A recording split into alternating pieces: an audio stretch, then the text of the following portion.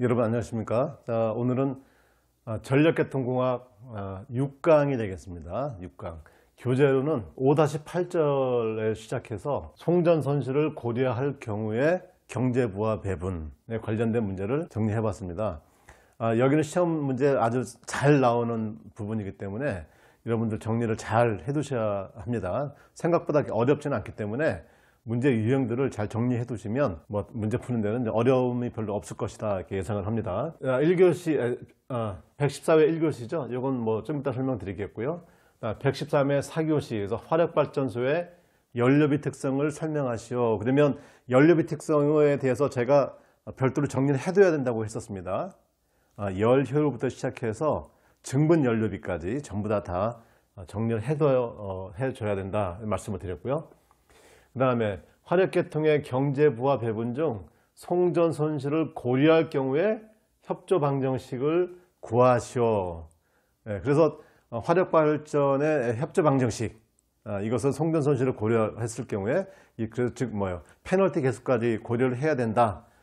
이거는 협조 방정식을 구하라 라고 하면 어떻게 돼요? 다 유도를 하라 이런 말이죠. 수급 조건, 목적 함수, 평가 함수부터 쭉 해서 최종적으로 유도를 해줘야 될 문제입니다. 이거 또 나올 수 있는 문제니까 반드시 잘 숙지를 해 두셔야 된다 이런 말을 했었고, 그 다음에 118회 2교시는 뭡니까? 다음과 같은 연료비 특성을 가진 두 대 발전기로 구성된 계통이 있다. 부하가 250MW일 때 다음 조건에서 연료비를 비교해라. 자, 균등하게 분담할 경우, 그 다음에 경제부와 배분으로 분담할 경우에 대해서 각각 설명하라 이런 문제였죠. 이건 어려운 문제가 전혀 아니었습니다. 자, 그 다음에 12번 문제죠. 이 12번 문제는 이 스타일의 문제가 나올 수밖에 없다. 나오게 되면 이 스타일밖에 없다라고 말씀을 드렸던 내용이죠. 자, 2기 계통에서 P1이 얼마, P2가 얼마로 경제 운영하고 있다. 자, 증분 송전 손실이 0.1078일 때 발전소 1의 페널티 계수로 구하라. 자, 이런 것은 제가 수업 시간에 말씀을 드렸는데 이렇게만 달랑 주어지니까 어떻게 돼요? 매우 쉬운 문제 같지만 실제로 어떻게 돼? 이 식 자체를 기억할 수가 없기 때문에 요 10번 문제하고 같은 거죠. 송전 손실의 경우 협조 방정식을 쫙 유도를 해 줘서 결국 맨 끝에다 요 답안을 집어넣어야 된다 이렇게 말씀을 드렸었고요. 그 다음에 문제 13번은 지금까지는 항상 기본 패턴이 뭐였냐면 발전기 2대, 그 다음에 출력 제한이 없었습니다. 그런데 이제는 어떻게 돼요? 발전기 3대에 출력 제한을 뒀습니다. 밑에까지 하나 더 있는데 이 출력 제한을 줬을 때 그러면 어떻게 풀어야 되느냐 이런 거죠. 그래서 만약에 1번 발전기 계산을 해보니까 예를 들어서 450MW가 나왔다. 그러면 어떻게 돼요? 이 발전기 출력 제한에 걸려버리죠.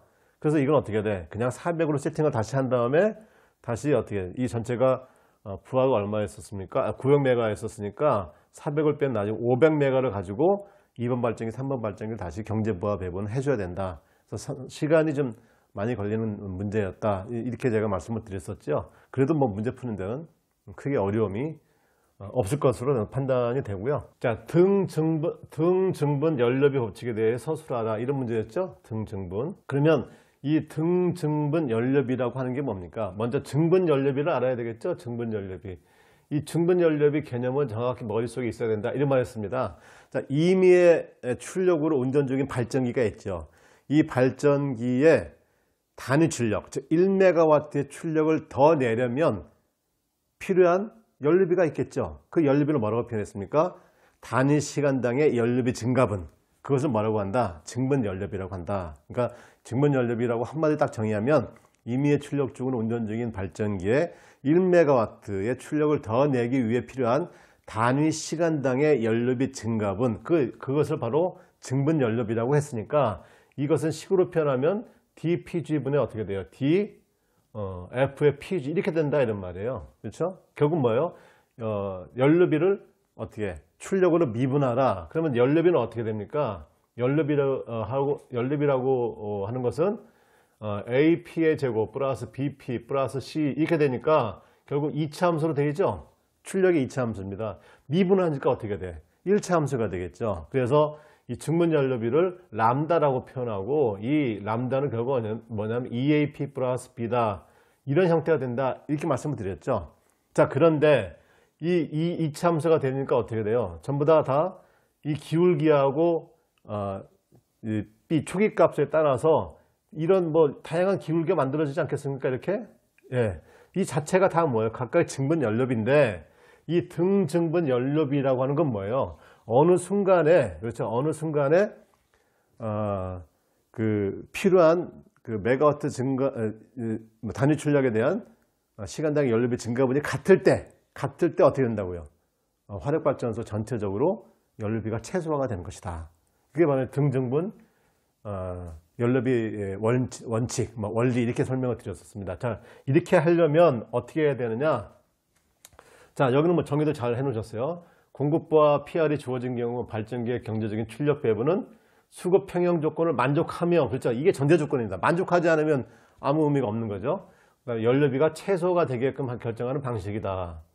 아주 정의를 아주 깔끔하게 잘 해주셨습니다. 자, 그 다음에 자, 이러한 수급 조건이 있죠? 예, 수급 조건. 이게 바로 뭐예요?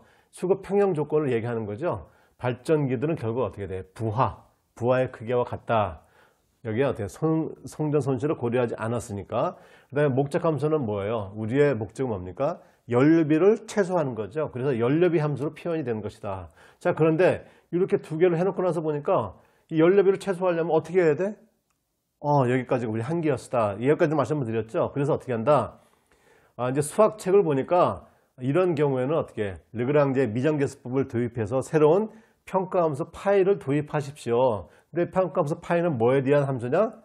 연료비 마이너스 람다의 출력, 그죠? 수급 조건을 표현이 되어 있더라. 그래서 이걸 어떻게 하면 되느냐? 예, 각각 미분하십시오. 그죠? 미분하십시오. 그냥 미분하면, 자, 이런 식으로 해서 람다 값으로 다 정리가 됐죠? 람다 값을 다 정리하니까 어떻게 돼? 1번 발전기의 증분 연료비, 2번 발전기의 증분 연료비, n번 발전기 증분 연료비가 다 어떻게 돼요? 다 같아졌지요. 그래서 이 같아진 조건이 되게 되면 뭐가 된다? 화력발전소 연료비가 최소화가 된다라고 하는 것을 잘 설명을 해 주신 겁니다. 그렇죠? 그래서 보면 증분 연료비가 모든 발전기에 대해서 같을 경우에 가장 경제적인 출력 배분이 가능하다. 그래서 이렇게 설명을 잘 해 주셨습니다. 자, 그 다음 답안지를 한번 볼까요? 자, 그 다음 답안지를 보면은, 자, 이분도 증분 연료비에 대해서 설명이 잘 돼 있죠. 즉, 자, 증분 연료비는 출력으로 운전하고 있을 때 1단위, 킬로와트인데 우리는 메가와트로 얘기를 해야 되겠죠. 메가와트를 더 내기 위해 필요한 단위 시간당의 연료비 증가분을 말한다. 그래서 증분 연료비를 발전기마다 다르기 때문에 이 증분 연료비를 람다라고 한다. 그래서 이렇게 2차 함수로 표현됩니다. 이게 얘기가 되어 있는 거고, 그 다음에 이 등증분 연료비의 법칙이다 해서 개별 발전기의 증분 연료비가 같게 될 때 가장 경제적인 계통의 경제 운영이 됩니다. 라고 하면서 아까 제가 그려드렸던 자, 등증분 연료비라고 하는 것은 이 증분 연료비는 전부 다 1차 함수로 다 표현되어 있죠. 기울기도 다르고, 그죠? 그렇지만 어떻게 돼? 람다가 같을 때 경제적인 출력 배분이 됩니다. 라고 하는 것을 이렇게 잘 설명이 되어 있습니다. 자, 그 다음 답안지를 볼까요? 전력계통의 등증분 연료비 법칙 잘 설명이 되어 있고요. 여러분들도 쭉 보시면 아시겠지만 수급 조건 이렇게 성준선수 무시할 경우에 수급 조건, 그다음 목적 함수, F의 최소값을 찾기 위해서 르그랑제 미장계수법을 도입한다. 그래서 새로운 평가 함수 도입했고 미분을 쭉 다 해줬죠. 그래서 람다로 정리가 되어 있고, 그래서 최종 결론은 뭐냐면 이 증분 연료비가 모두 같을 때, 그죠? 자, 위 공식일 때 가장 경제적인 부하 배분이다. 람다는 증분 연료비로서 출력의 1차 함수로 표현되므로 부하가 커지면 커지는 특성이 있다. 그러겠죠. 뭐 당연히 커지면 커지겠죠. 이런 내용 잘 설명하셨고, 자, 그 다음에 자, 이분도 잘 설명이 되어 있죠. 자, 여기도 보면은 구성도, 그죠? 송전 손실이 없는 경우, 그 다음에 증분 연료비 표현되어 있고요. 그림으로 잘 표현되어 있고, 수급 조건, 목적 함수. 그래서 새로운 평가 함수 파이를 도입하셨죠. 그래서 최소한 조건이 뭐였느냐? 미분하는 거였다. 미분. 그래서 미분 잘 되어 있고요. 자, 그래서 각각 다 제로로 하니까 어떻게 됐습니까? 예, 이렇게 정리가 되었죠. 그래서 해석.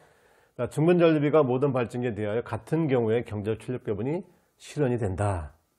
람다는 부하 PR의 크기에 의존하여 결정되며 일반적으로 부하가 증가하면 계통 증분비는 증가한다. 여기까지 잘 정리가 되어 있습니다. 자, 오늘도 전력계통공학의 등증분 연료비의 원칙이라고 하는 문제에 대해서 우리 수강생들께서도 아주 멋지게 잘 풀어주셨습니다. 여러분들 수고 많으셨습니다.